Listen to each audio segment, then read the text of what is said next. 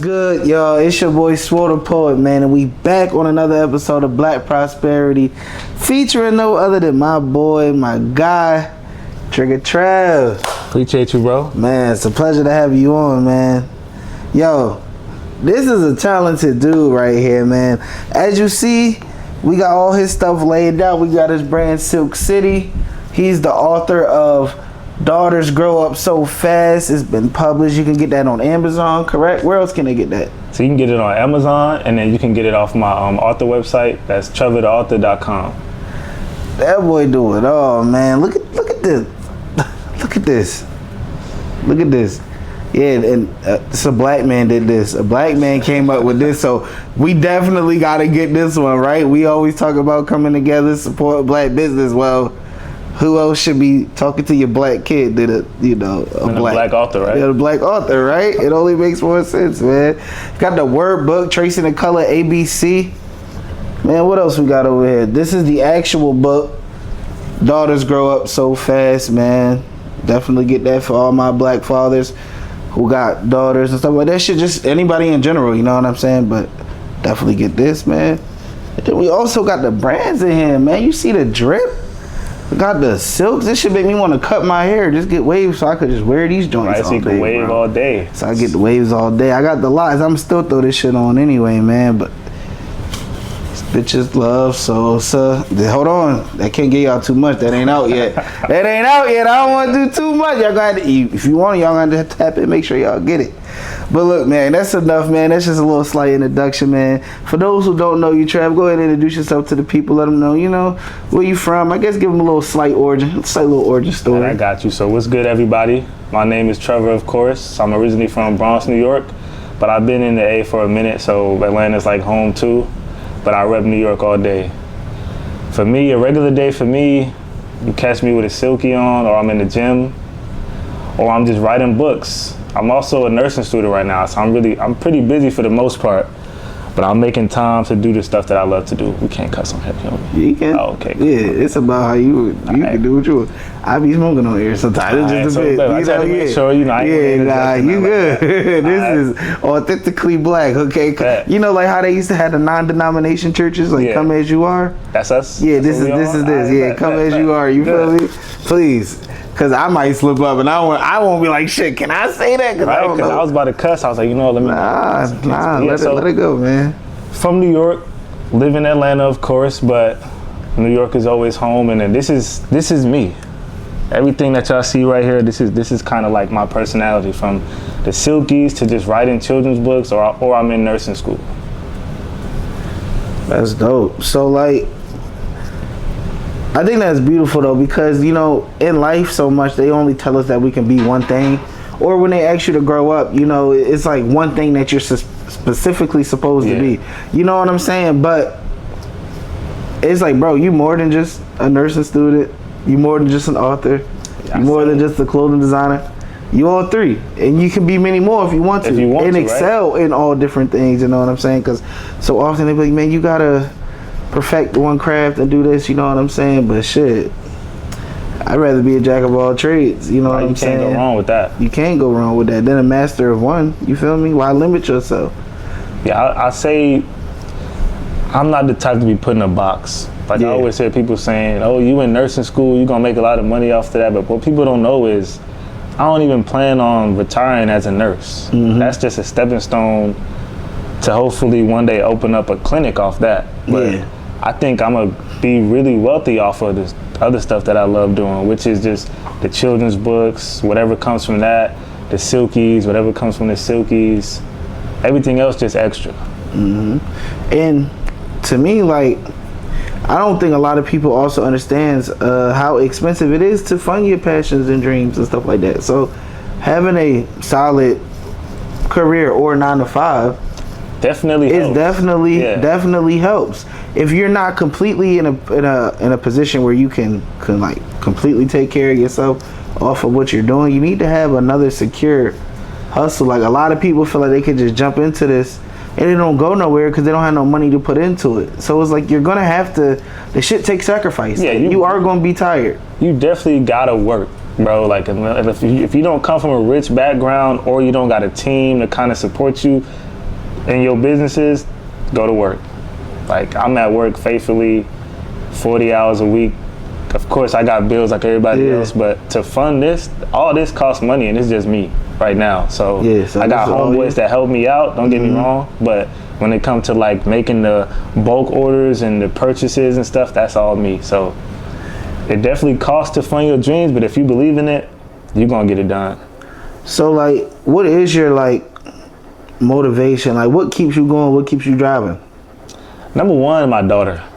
I got a 7-year-old daughter, hence the book Daughters Grow So Fast from a father's perspective. So I say that's my number one. But number two is just, I don't want to be a broke nigga.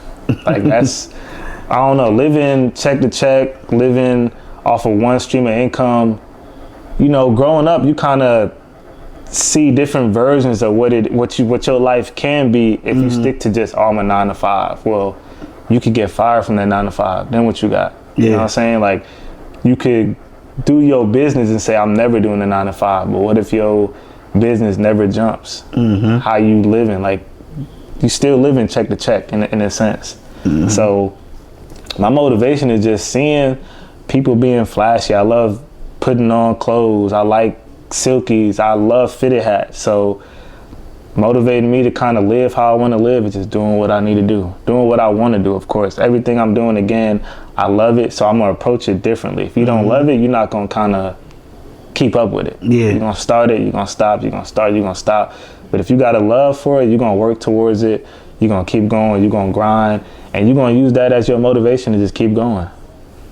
So like, do you credit any of that to like, was there like any like important like figures in your life growing up, or anybody that like necessarily instilled these principles and morals, or did you kind of just like have coming of age and just really just as the cycle of life moved on, you kind of just garnered those things for yourself and just started and applying them in an everyday fashion? I'm gonna say it's a mix. I definitely had my mother, of course, definitely. She had 6 kids. When she was in nursing school, she was bringing me with her. We taking the train, getting on the bus so she can go to class. And I do remember that as a kid. So that, I guess that kind of stuck with me in a way. Then I also got my grandma. I come from Jamaican background, so you know how they are. Them islanders is, you know, they kind of tough on you. They strict. They strict, and I just used that on top of me just growing up, having a kid at 21 kind of woke me up a little earlier than I would have wanted to, but it kind of just set the tone for me. Like, I ain't, you know, you get a girl pregnant, your first move is like, damn.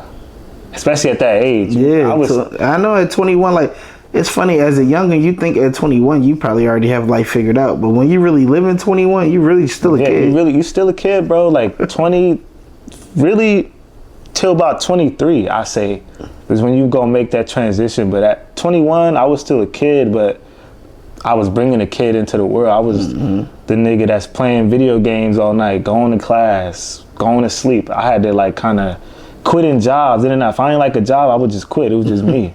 So now I had to kind of think a little different. Like, damn, I could quit, but I got a little girl on the way. So how many jobs can I, you know, keep just quitting?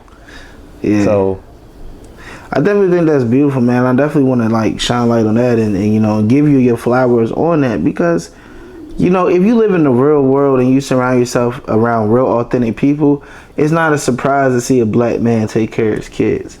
You feel me? But you know, public perception, maybe Twitter conspiracies or whatever the fuck you seen on Instagram, TikTok, like, is that niggas don't take care of their kids. And that's so fucked up to me, because like when I'm going out and promoting my books and talking to families, I'm seeing black father figures in their children's life. They are the first to cop a book, and I write like little notes in there for whoever it's for, and I could just see the love on their face. But you know, the media has been portraying black people as we ain't shit for years. So it's easy to say, like, it's easy to paint that picture as if, you know, black dads ain't actively in their children's life. But the stats show like we up there.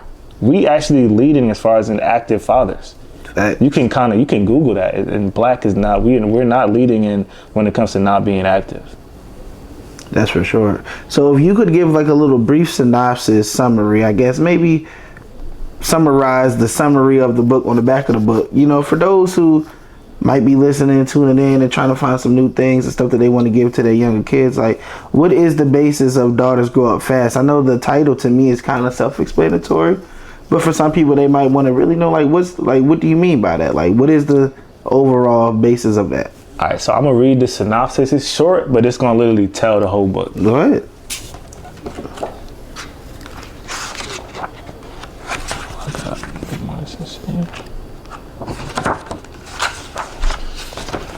All right, so the synopsis says, as fathers, we often have many things running through our minds as we watch our little princesses grow up. People always ask us that number one question, what are you gonna do when she gets older? We may laugh it off or smile, but the truth is we may never be able to handle them growing up. Here's a little glimpse of what goes on inside a girl dad's brain. And so from there, that kind of tells you, like, the book is kind of like a paint a picture in your head of what you kind of want for your daughter as she's growing up. Mm-hmm. So I'm kind of touching bases on my thoughts when she was in the hospital, that first car ride home, her transitioning to elementary school, then going to middle school, high school, the senior proms, and then college. So the book just kind of gives you like a quick little summary of what I think, and what I think a lot of girl dads thinking in their head, because you know, you get a daughter, off rip you thinking, oh, no boys, you know, but like, you know, like eventually that's not reality. You're gonna be an old nigga, so like what you gonna do, fight every dude that she try to talk to? So I go out there, I speak to these dads, they feel the same. They read the book and they like, damn, like you hit it on the head. These is thoughts that I was thinking, I just didn't write a book about it. So that's kind of the approach I did, to just shed light on black dads. Like, we all thinking this very same thoughts. We just, a lot of us don't know how to put it in words or can't put it in writings, but we out there. So have you always been into writing? Like, you got good grades in English and shit growing up and all that things? Like, you it's funny. You actually paid attention to... So English was like my only... Well, I was never like a dumb kid. I always passed. Never got held back or nothing like that. But English was my strong suit.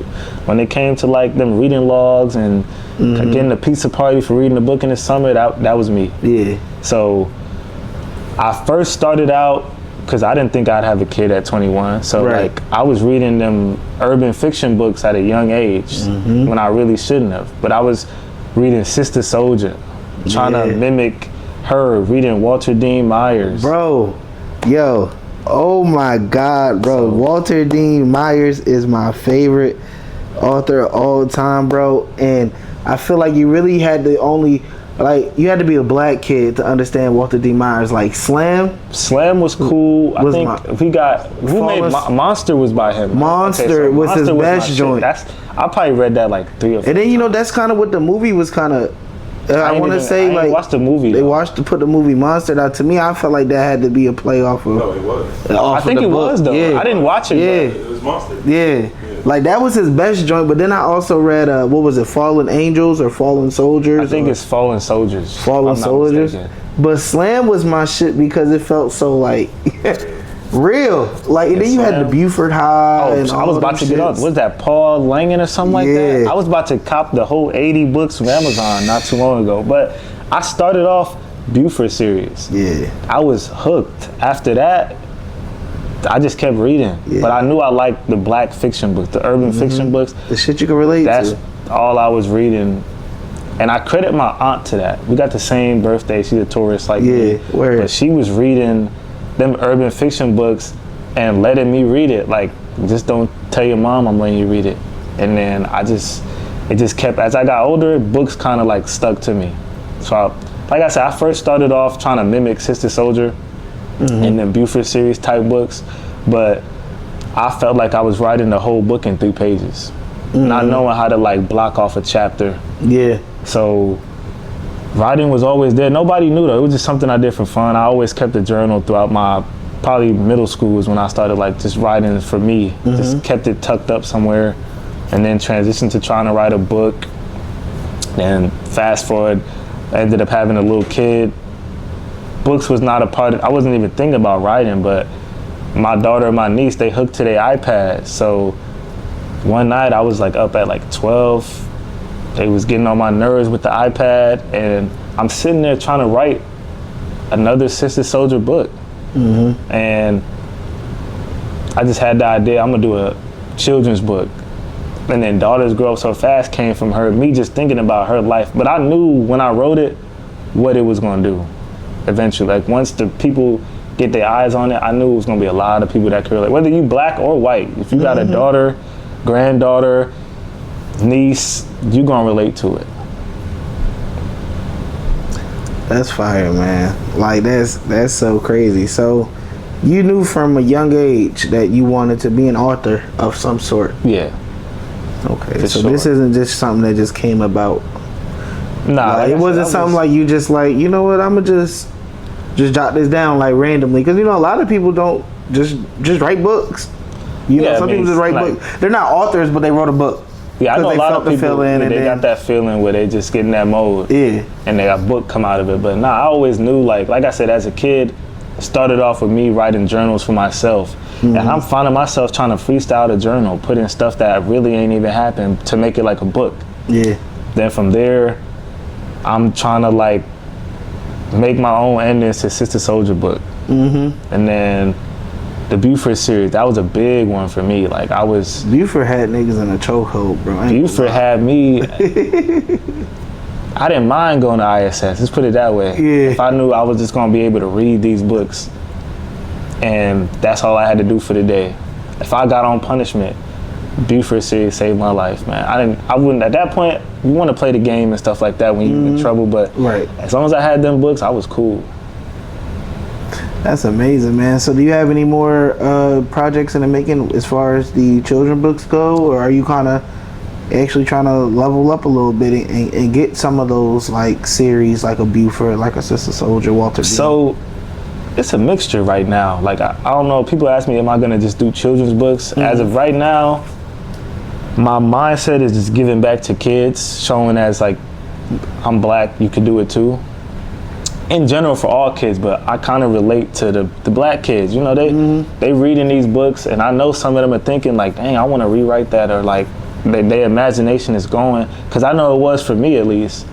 And you don't really get too many people telling you to be an author these days. Like that, you never hear that shit. No one's ever told me to be an author. See what I'm saying? Like encouraged it. And I don't even think niggas even like, and it's not even like they wouldn't support it if you said it. Like most people would be like, oh, that's cool if you say it, but no one's ever nobody thinking about it, because it's like books. It's a lost art. It's a lost art. Like being an author, for me, like I get joy out of seeing people. Sometimes I might walk around and see a father-daughter and I just give them a book, like here. And they see me, if they see me, they don't.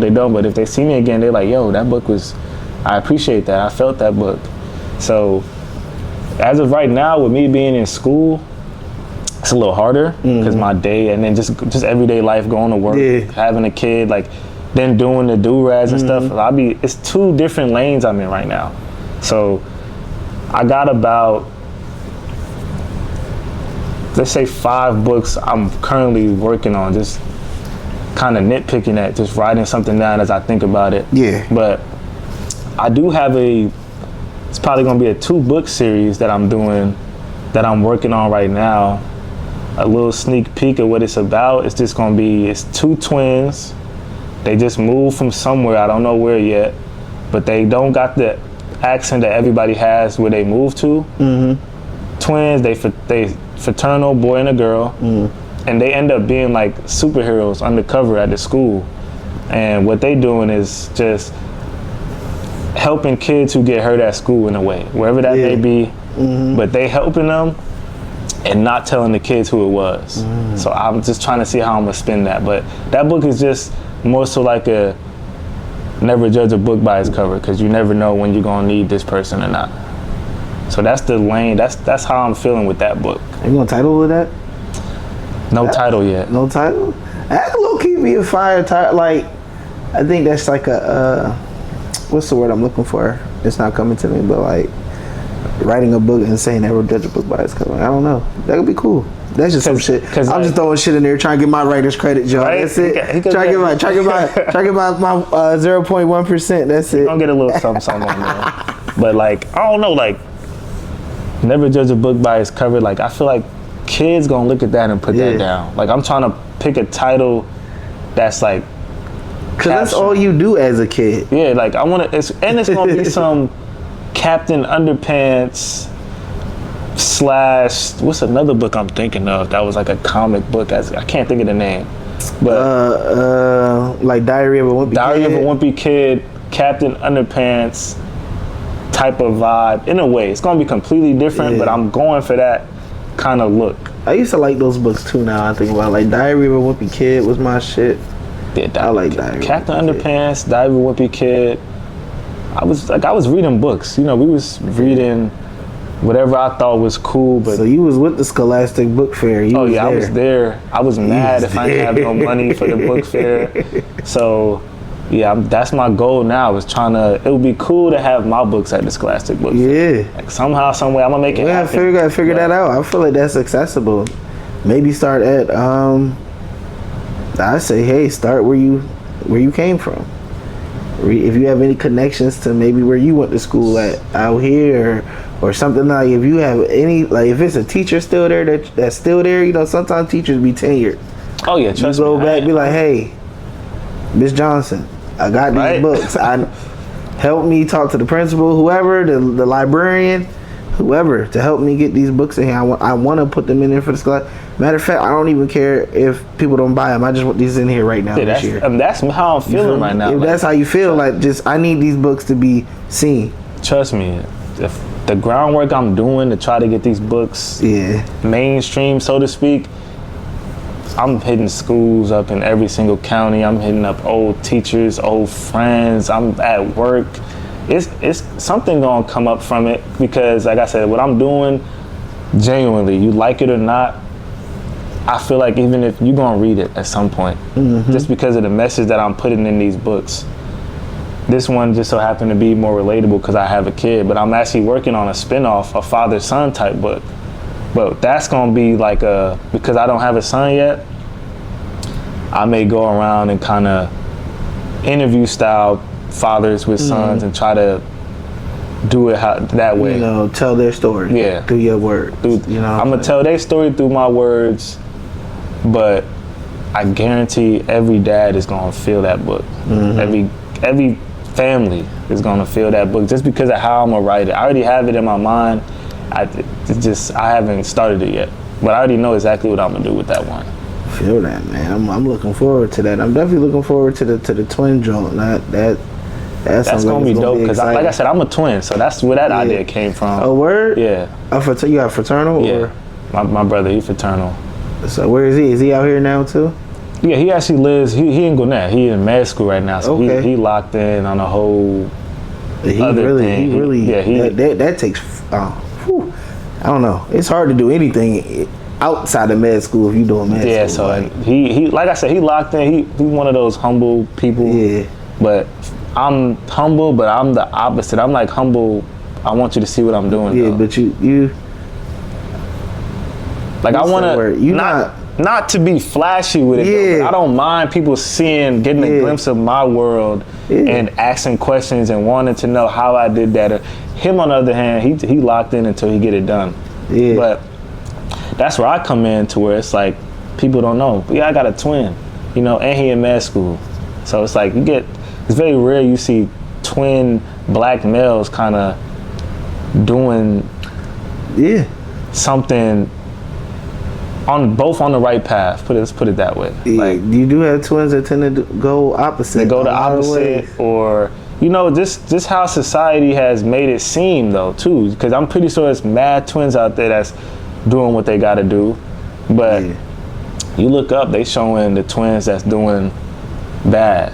Evil twin. You see what I'm saying? Like, it's on some evil twin shit, and it's like, nah, look around. It's black success all around you, bro. Like, and I'm just here to kind of show that light. I'm in school, but I'm writing the books and I'm doing the do-rags. Like, I'm just trying to show people there's more than one lane to go.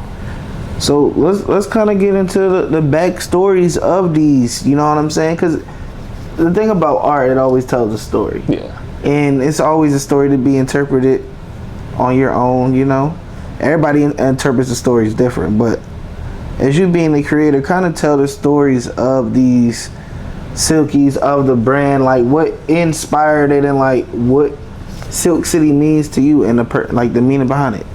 All right, so we're gonna say, first of all, I'm a huge Silky fan. I probably got, no lie, like 80 do-rags. Yeah, for those who don't know, Silky is do-rags, all right? Yeah. He's a New York nigga we talking to right here. So you got that's a Silky is a do-rag. And for those who may not come from urban communities and watch this and like this, if you want a Silky, it's called a do-rag, okay, Karen? No, I'm just fucking around. Right, you don't do the polyester or the cotton, that's a no.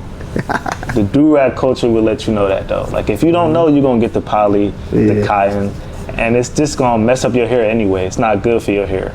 So we call it the Silkies, but that's short for a do-rag. But how it came about, like I said, I rock a do-rag. If my hair is not, my waves ain't spinning or I'm wolfing, I'm wearing a do-rag. And if I could wear a do-rag, even on a fresh cut, I'm putting on a do-rag. Like that's how much I love a Silky. Yeah. I'm not wearing it on some fabulous shit, putting it with an outfit, but if it goes, it goes. You know what I'm saying? If it goes, it goes. But I'm not like, but I'm gonna be in a Silky for the most part. How the idea came, I just got tired of going to the beauty supply store, bro, and just seeing different variations of the same shit. You got a red color right here, you got a lighter red over there. Different brand, but we selling the same shit. I'm a dude that likes to be different. I want somebody to ask me, where you got that hat from? Where you got them sweats from? Like I want to stand out. You know what I'm saying? But when you all got the same black do-rag on, it's kind of hard to do. I know where you got yours from. You know what I'm saying? Like I want to be, somebody got to ask me where you got that from.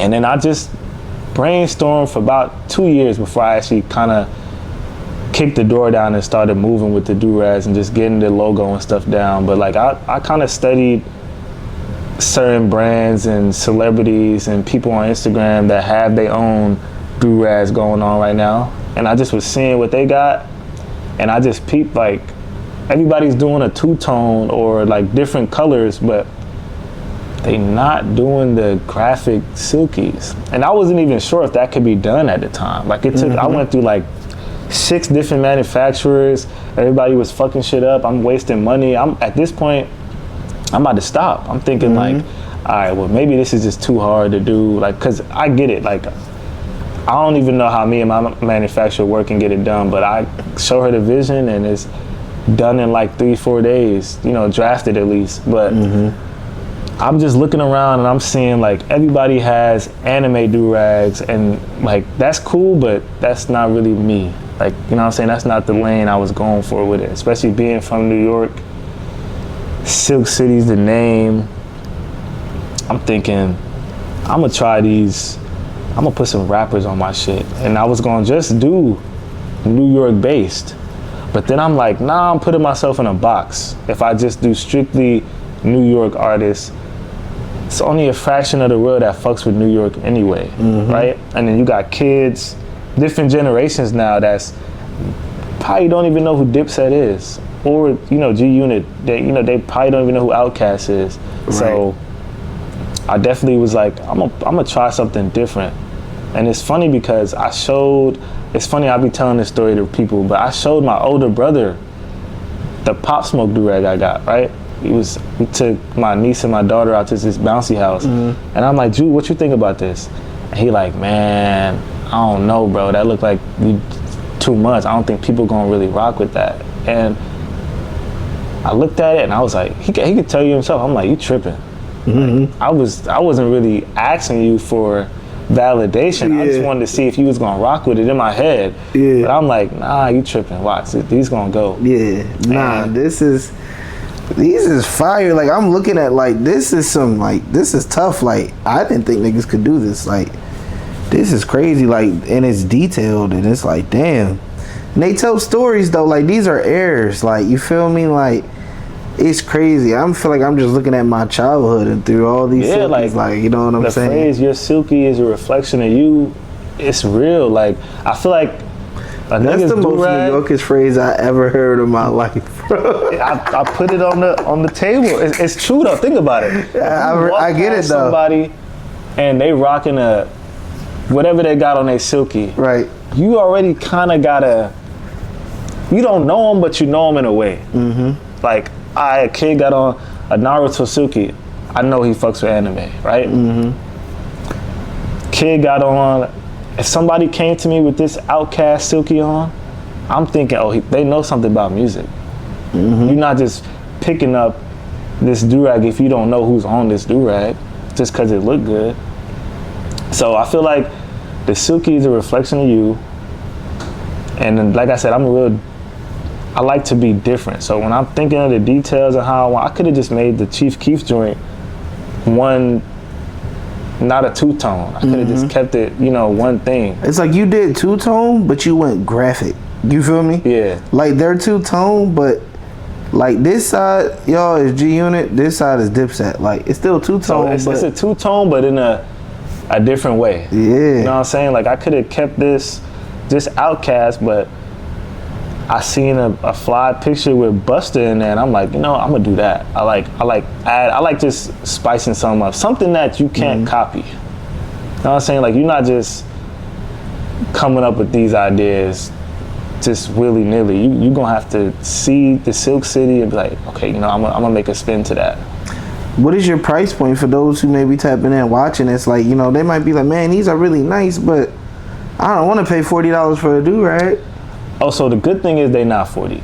Right? They are dub. They are $20. Hey man, right? That's not bad. And like I said, I did the groundwork. Every other person doing the silkies, they either doing 20 and up. For some shit to me that everybody's doing. You know what I'm saying? Like of course they got their fan base and they already up, so they could charge what they want. They could do it how they want. I'm all for that. Once you kind of put in the work, do what you want with your brand. It's your brand. If you rock with it, you rock with it. They gonna pay or not. You know what I'm saying? That might not just be for you. For sure. But as of right now, every silky is 20. I don't know if I'm gonna go up or down, but I feel like that's a good price point for a silky that you're not gonna find nowhere.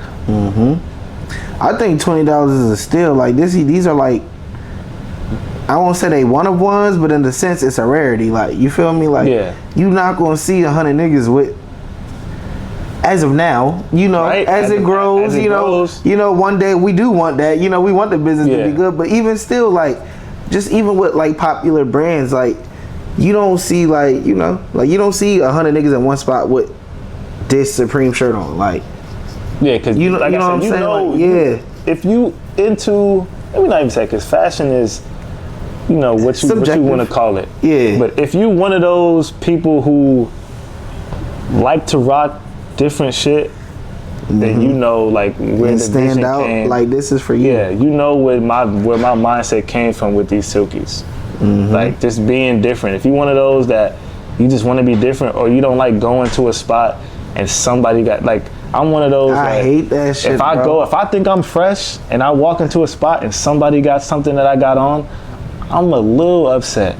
Because that's like to me, I never thought like Fly was looking like everybody else. Yeah, definitely not. You feel me? But that's what niggas do though. That's the norm now. That's the norm. People made it like a money contest. Like like back in the day in high school when some new shoes are dropped.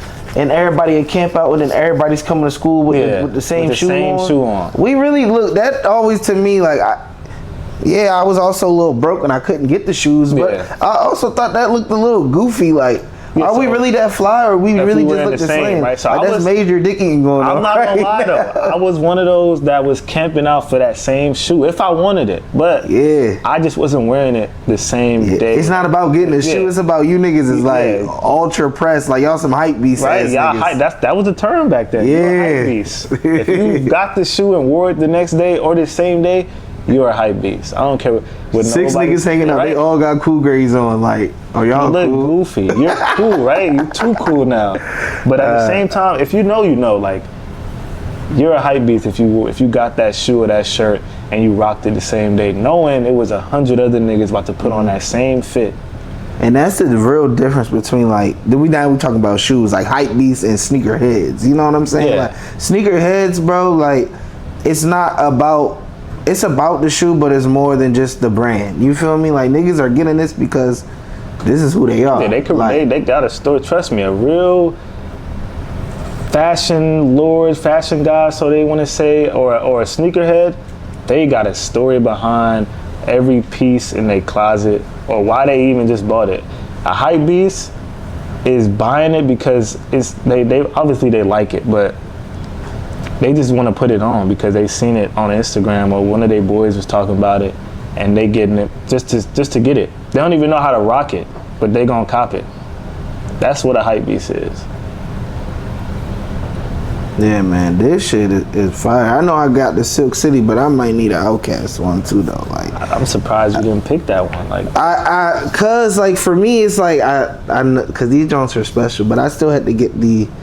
I don't know. I like the original shit. You know what I'm saying? Like this some shit. When this shit really blow up, you feel me? And I'll be like, nah, this really my man. So y'all don't have this one, nigga. Right? Like, y'all don't got the. Y'all OG. don't have the OG.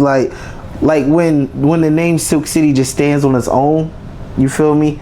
Cause these are beautiful, but it's like it don't say Silk City on there. Yeah. So it could be anybody. I get what you're saying. You know Anybody could have made but it. like this is Silk. Like You know, when Silk City is like, you got that Silk City on? Like, nah, nigga, I got that. Yeah, Silk. right. I got. You feel me? Like, this ain't even out no more. yeah, See what I'm saying? You know what I'm saying? That's why I went with that. But shit, I mean, you my dogs. I know where to get it. And I got the source. You feel me? Yeah, I got the plug, bro. Like, you feel me? But if I had to pick one of my favorites, you know I'm going Dipset versus G Unit. And you know who I'm picking out of that whole argument. But dude, who you picking? I'm going 50. Dipset with the swag, don't get me wrong. The BB belt, the studded joints, Jim was a fly nigga too. Jim was fly. You see he called out Yachty? On a no Diddy on a drip off. Like yeah, I seen basically that. like However, Jim is wilding out though. I think right now, Yachty might outdress him. If Yachty really put it on, I think he can. Jim Jones is from a different era. They started it, but the whole dress off idea, he might want to chill because Yachty is. You gotta think he's with the fashion world. Like that's him now. This is what he's doing outside of rapping. Jim Jones has been like separated from that realm for so long. I don't know. He's still gonna be fly for his age. He's in his 40s, I think. He gonna look fly, but that's the thing though. When I'm 40 though, you feel me? I'm still just be like, I don't see myself not keeping up with the time. Even though, but the thing is, I've always expressed myself, but like I don't know, because I'm, we into shit in the fashion and thing like that. I don't see myself being 40 and just being like, all right, let me just go ahead and just put on these dad jeans and this regular shirt. Like this fly shit is not stopping, bro. Like when I see old heads and I hear people talking about they too old to be wearing that. Granted, some fits be like, all right, but in my head I'm thinking this might be me. I don't know when I'm gonna stop wearing clothes that I want to wear. Just because you hit a certain age don't mean you stop getting fly. I might be a little more subtle with it, or more collared shirts, but it's still gonna be it might be a Supreme drop from 2024. You know what I'm saying? When that time comes. So that's fire, man. Jim Jones, like Yachty was tripping.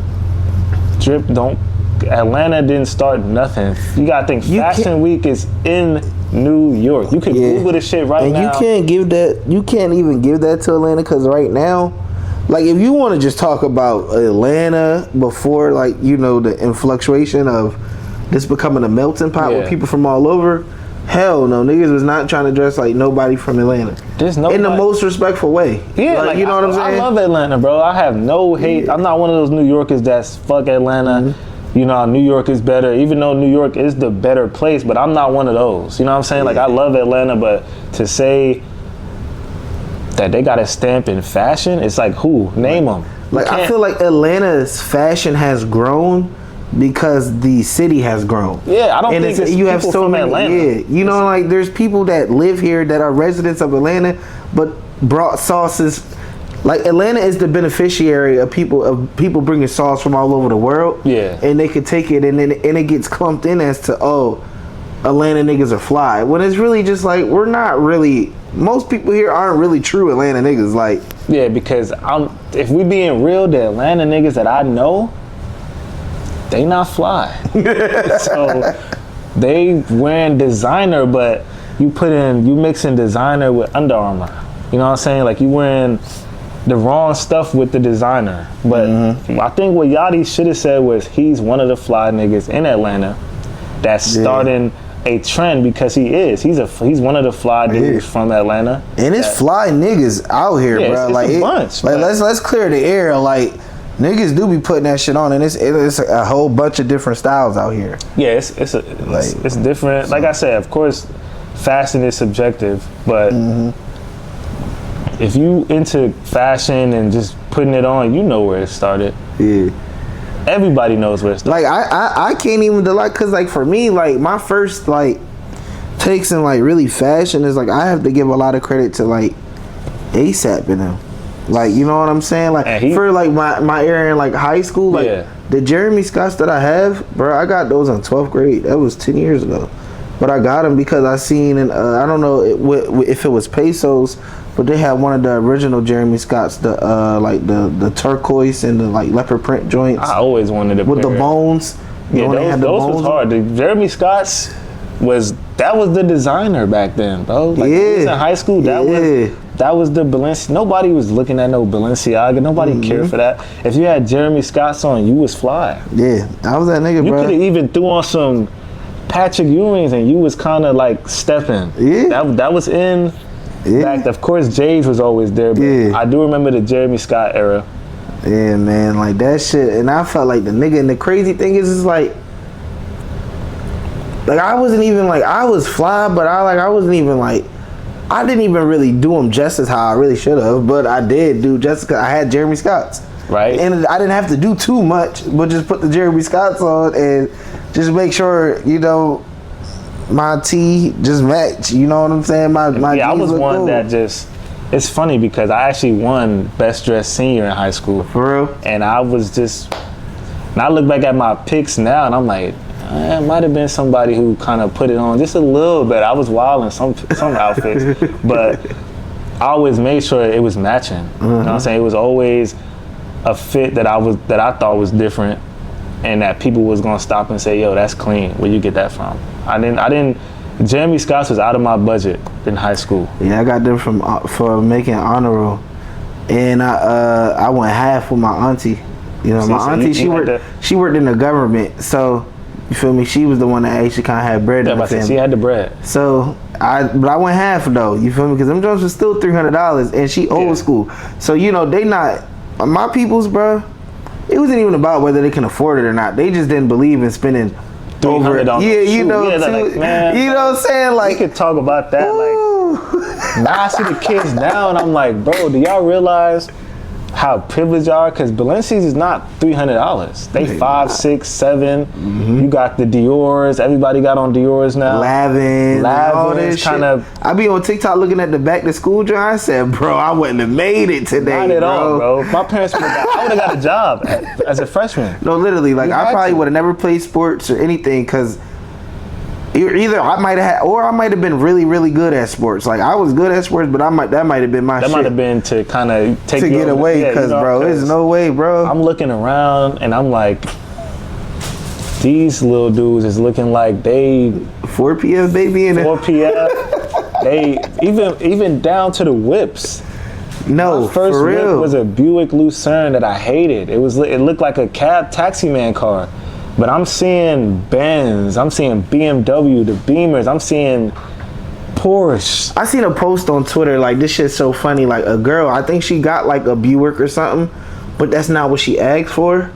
And she was kind of upset about it. And motherfuckers was like, you know, we got this new era where it's also like, oh, you know, like, well, that's not what she asked for, so you should get somebody what they asked for. And it's like, yes and no. Like, at the end of the day, like, this is why these kids is out of control now, because they got too much fucking say so. Yeah, like, yo, you're 16, you don't need you shouldn't.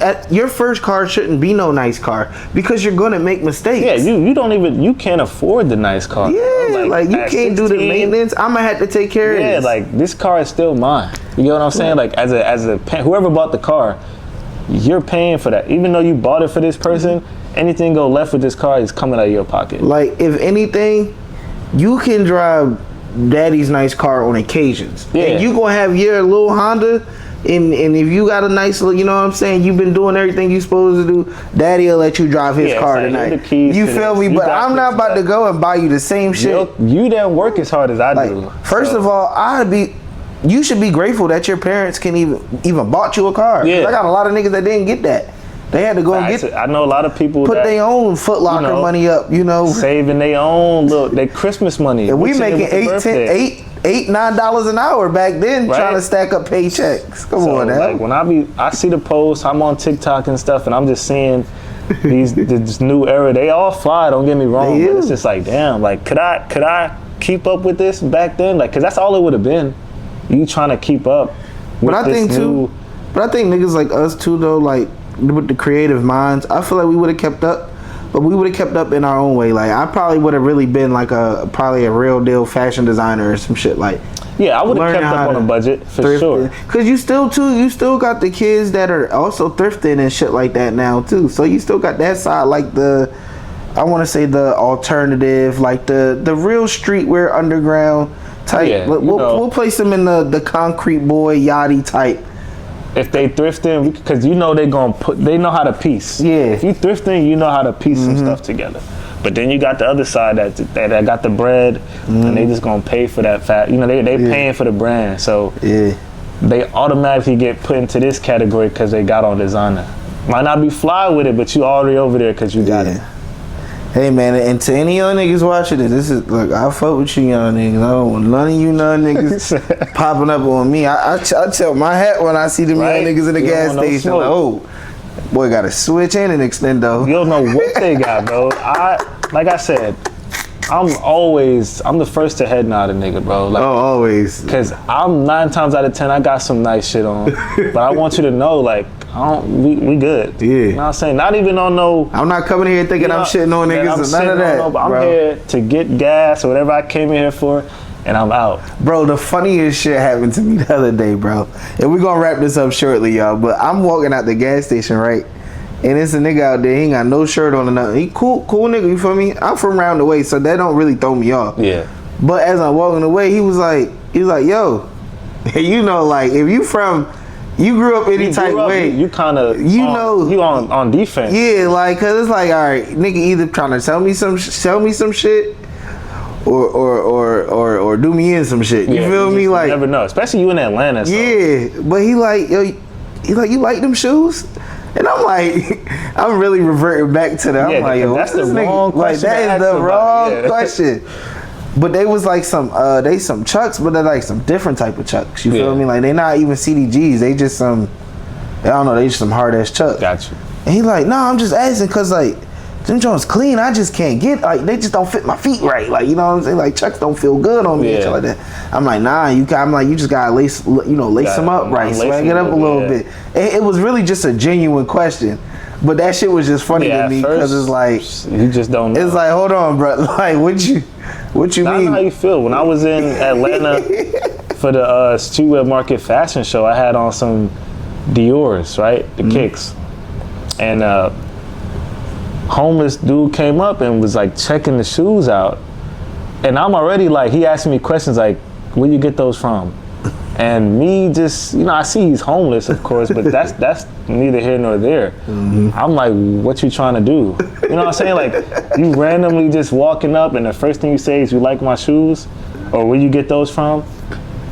If you from any city, that's not the first thing you want to hear out of somebody's mouth, especially if you got some nice shit on and you don't know them from nowhere. And especially if you're like walking away and it's like, all right, this is trouble. You feel me? But it was all good. But man, that's funny, man, that we're going through this, man. But like, see, this is art. Art always tells a story, man. That's why I like to ask these questions, and that's why I created this, this platform called Black Prosperity to highlight all the creative minds and stuff like this, you know. And this is an honor for me to be able to be one of the first people, because this is going to be something magnificent, brother.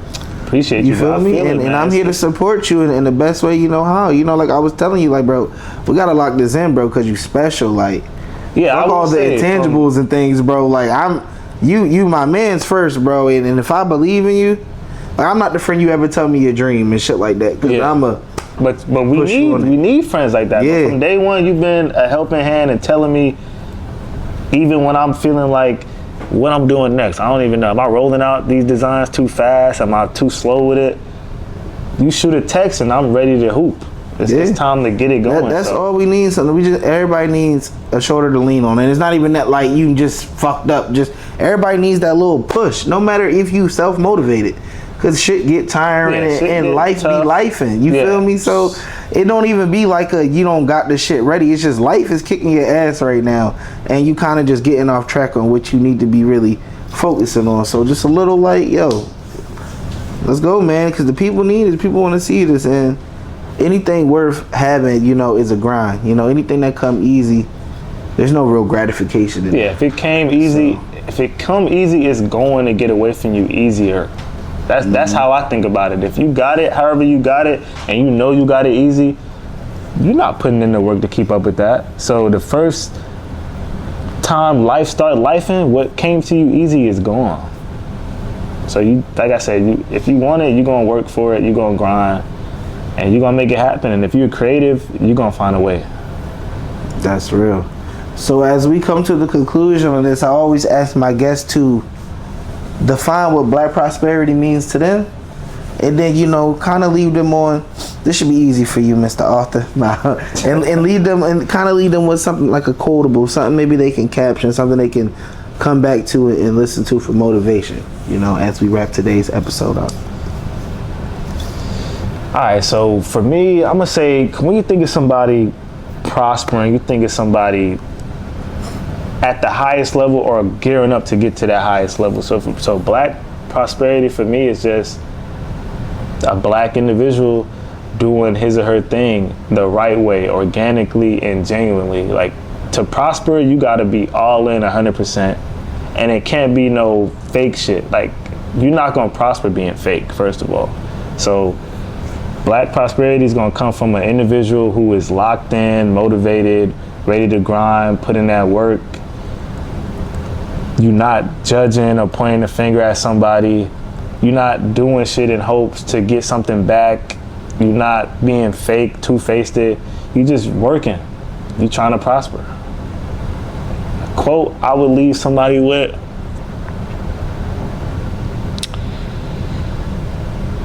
it gotta be original, or I could just... It's your thoughts, brother. Hey, because it could be a quote that they never heard before. I'ma just leave it off with this, man. If you got something you trying to, if you got a goal you got in mind, don't wait on nobody. Don't wait on that friend that you think is coming to save you, or that's gonna have that same mindset as you to push your brand or whatever you're trying to do, because 9 times out of 10, your friends and your family is not gonna be on what you want. The vision you have, they may like it, but they're not willing to put in that work. So when you sense that and you feel that, do what you gotta do, and the rest gonna follow. Hey, man. Yeah, I heard it here first, man. Again, so grateful for you, brother. Can't wait to see the work, you know, and make sure y'all tap in, leave your socials where they know where they can find you at and all that good stuff. People in here watching. All right, so my Silk, the page for the Silk City is It's Silk City _. It's spelled a little different. So I'm gonna spell it out for y'all. It's ITSSILKCIITY _. And then of course you got my author page on Instagram. That's Trevor _ the author. And you're gonna find my main page from there. Any other thing that I'm working on, they all on the same thing though. Word, man. And that's a wrap. This your boy Swole the Poet, Trigger Trav. Appreciate you, bro. My God, my bro. I appreciate you. And we out. Shit.